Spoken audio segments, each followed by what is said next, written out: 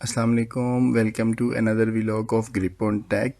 आई hope कि आप लोग बिल्कुल ठीक ठाक होंगे। हमेशा की तरह आपसे एक रिक्वेस्ट रहती है, अगर आपने अभी तक मेरे चैनल को सब्सक्राइब नहीं किया हुआ तो प्लीज़ मेरे चैनल को सब्सक्राइब ज़रूर कर लीजिएगा। हमारी एक पंप रीबिल्डिंग सीरीज़ चल रही है और इस सीरीज़ की आज सेकंड वीडियो है। और आज हम जो डिस्कस करने वाले हैं वो हैं बेरिंग अरेंजमेंट्स को डिस्कस करने वाले हैं। इससे पहले हम लोग जो है वो व्हाट इज़ अ पंप को डिस्कस कर चुके हैं, पंप होता क्या है और इसके कॉमन प्रॉब्लम्स क्या होते हैं। देन आज हम लोग बेरिंग अरेंजमेंट को डिस्कस करेंगे कि लोकेटिंग साइड पे, नॉन लोकेटिंग साइड पे कौन से बेरिंग होने चाहिए और किस किस्म के पंप के लिए कौन सा बेरिंग जो है वो सूटेबल रहते हैं। देन नेक्स्ट वीडियो में हम द रीबिल्डर प्रोसेस जो है वो हम डिस्कस करेंगे और देन उसकी टीयर डाउन कैसे करते हैं वो डिस्कस करेंगे। एंड लास्ट वीडियो में हम उसके रिपेयर एंड बेरिंग को दोबारा माउंट करना और उसकी रीअसेंबली और टेस्टिंग वगैरह हम सब कुछ डिस्कस करेंगे। तो पंप बेरिंग पोजीशनिंग की अगर हम लोग बात करें तो पंप में दो पोजीशन के ऊपर बेरिंग होते हैं। एक आपका लोकेटिंग बेरिंग होता है, एक आपका नॉन लोकेटिंग बेरिंग होता है। लोकेटिंग बेरिंग वो होता है जिसको आपने लोकेट कर दिया होता है, जो कि किसी भी किस्म की मूवमेंट को सपोर्ट नहीं करता। और नॉन लोकेटिंग बेरिंग वो होता है जो कि फ्री होता है। अगर आपकी किसी किस्म की कोई थर्मल एक्सपेंशन या कुछ थ्रस्ट आता है तो वो बेरिंग हल्का सा मूव कर जाए ताकि वो टूटे ना हो एप्लीकेशन। इसलिए इसको नॉन लोकेटिंग रखा जाता है। और अगर हम पंप के ऊपर लोड की बात करें तो टिपिकली पंप के ऊपर दो टाइप के लोड होते हैं, एक रेडियल लोड होता है, एक एक्सियल लोड होता है। रेडियल लोड जो होता है आपकी शाफ्ट के परपेंडिकुलर आ रहा होता है और जो एक्सियल लोड होता है वो आपकी शाफ्ट के एक्सिस के पैरेलल एक्ट कर रहा होता है। एक्सियली जो है ना वो ये एक्सियल लोड आपका आ रहा होता है। तो ये दो किस्म के लोड होते हैं और इन्हीं के अकॉर्डिंगली हम लोगों ने बेरिंग को सिलेक्शन करनी होती है। जैसे कि वर्टिकल इनलेट पंप है, अब देखिए इसकी जो शाफ्ट है ना ये वर्टिकल है। अब वर्टिकल शाफ्ट या वर्टिकल पंप कहाँ पे यूज़ होते हैं इस किस्म के, जहाँ पर आपकी बहुत ही लाइट ड्यूटी पंप आपको चाहिए होते हैं, जैसे कि केमिकल्स में होते हैं या पेपर प्रोसेसिंग मिल्स में होते हैं। वहाँ पे बहुत लाइट पंप होते हैं जिन्होंने पानी या केमिकल को आगे पहुँचाना होता है ना। अब उनको उनके ऊपर बेरिंग कौन से यूज़ होते हैं? टिपिकली उनके ऊपर deep groove ball bearing use होते हैं।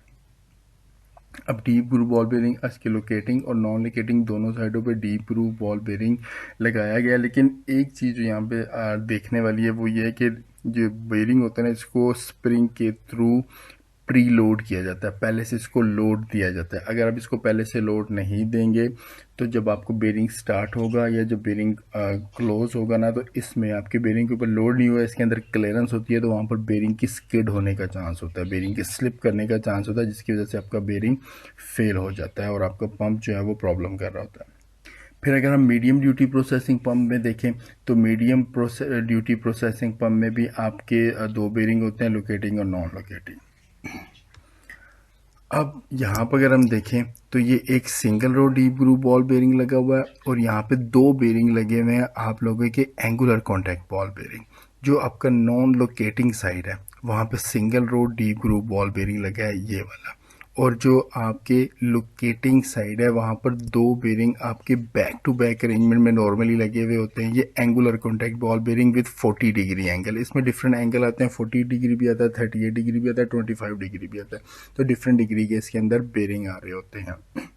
तो अगर आपकी मीडियम ड्यूटी प्रोसेसिंग पंप है तब भी आपका बॉल बेरिंग बेरिंग ही लगेंगे, बॉल बेरिंग।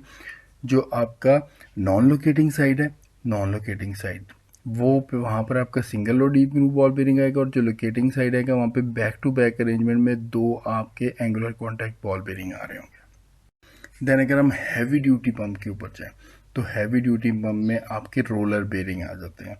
अब जब रोलर बेरिंग आ जाते हैं तो यहाँ पर आप किस तरीके से लगाते हैं, यहाँ पर आपके जो नॉन लोकेटिंग साइड है, जो आपकी लोकेटिंग साइड है वहाँ पर आपका एक सफेरिकल रोलर बेरिंग है और नॉन लोकेटिंग साइड पे आपके दो यहाँ पर मैच टेपर रोलर बेरिंग आ जाते हैं जो कि बैक टू बैक अरेंजमेंट में होते हैं। तो इस तरीके से ये आपके लोड को भी बेयर कर रहे होते हैं और आपकी स्पीड को भी सपोर्ट कर रहे होते हैं और बेरिंग आपका फेल भी नहीं होता। अगर मैं आपको एक नॉलेज पॉइंट बताऊं तो ये आपका ना ओवरऑल पंप है, इम्पेलर है, ये इसकी शाफ्ट है।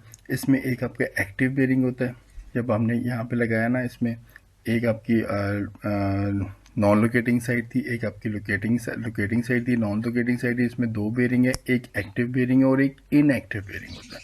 जो आपका फ्रंट वाली साइड पे होता है वो आपका एक्टिव बेरिंग होता है, ये वाला जो होता है ये आपका इनएक्टिव बेरिंग होता है। यहाँ से जब आपका थ्रस्ट लोड अप्लाई हो रहा होता है, नॉर्मली ये 40 डिग्री पे लगे हुए होते हैं, जब आपका थ्रस्ट लोड अप्लाई होता है ना तो आपका ये वाला बेरिंग लोड बेयर करता है, ये वाला बेरिंग इनएक्टिव होता है। ये क्योंकि एक्टिव होता है लोड बेयर करता है, इसके ऊपर लोड जाता है, एंड ये इनएक्टिव होता है तो यहाँ पर इसमें प्रॉब्लम भी आने का चांस होता है। वो प्रॉब्लम क्या आने का चांस होता है वो हमें यहाँ पर पता चलेगा।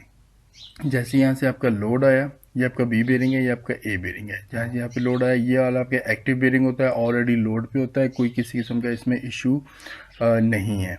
जैसे ये इनएक्टिव बेरिंग के ऊपर जाता है, जब ये इनएक्टिव बेरिंग के ऊपर जाता है क्योंकि वो इनएक्टिव है, वहाँ पर किसी किस्म का लोड नहीं है, तो जब उसके रोलिंग एलिमेंट के ऊपर लोड जाता है तो ये वाला घूम जाता है, स्किड कर जाता है ये जगह। अब जैसे ही वो स्किड करेगा तो यहाँ पर आपका बेरिंग बॉल जो है ना वो ख़राब होने का चांस होता है, बेरिंग ख़राब होने का चांस होता है, जिसकी वजह से आपका ये बेरिंग भी ख़राब होता है और दूसरा बेरिंग भी ख़राब हो जाता है।